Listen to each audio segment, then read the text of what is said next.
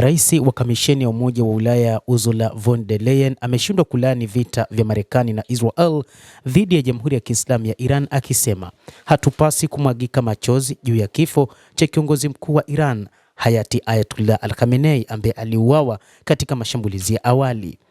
Akizungumza katika mkutano wa kila mwaka wa mabalozi wa Umoja wa Ulaya siku ya Jumatatu, von der Leyen alipuuzilia mbali mjadala kuhusu iwapo shambulio dhidi ya Iran ni vita ya kuchagua au ya lazima, akionyesha badala yake kama kufungua njia kuelekea Iran huru.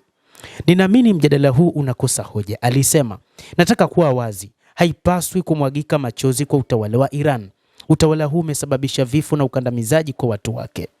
Hata hivyo, nchi nyingi za Ulaya zinashindwa kutamka namna ambavyo Rais wa Marekani Donald Trump akishirikiana na Waziri Mkuu Benjamin Netanyahu walivyofanya mauaji katika taifa la Iran. Kwanza, kumuua kiongozi mkuu wa serikali ya mapinduzi ya Kiislamu aliyekuwa madarakani, lakini pili, kuwaua watoto katika miongoni mwa shule huko nchini Iran. Mauaji ambayo yanaendelea hata wakati huu, bado EU inashindwa kulaani. EU imekabiliwa na ukosoaji kwa kushindwa kutoa tamko la umoja kwa karibu saa 48 baada ya mashambulizi ya awali ya Marekani na Israel dhidi ya Iran.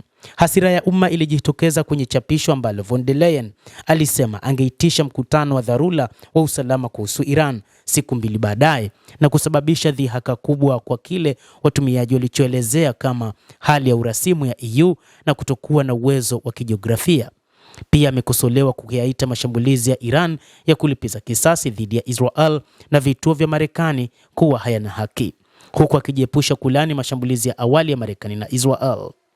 Katika siku za hivi karibuni, wakosoaji wamemshutumu von der Leyen kwa unyanyasaji wa kidiplomasia baada ya safu ya machapisho kuhusu vita vya Iran, pamoja na ishara ya kuunga mkono mabadiliko ya serikali huko Tehran na simu nyingi za viongozi wa Ghuba.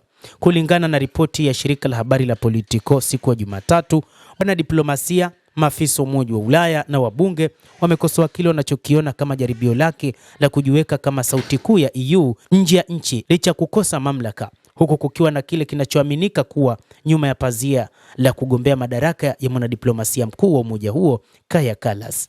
Katika hotuba yake siku ya Jumatatu, badala ya kuangazia mzozo wenyewe, von der Leyen alitumia ongezeko hilo kutilia shaka utaratibu wa kimataifa wa nchi za Magharibi unaoitwa msingi wa kanuni na kubishana kuhusu mabadiliko katika mkao wa usalama wa Umoja wa Ulaya.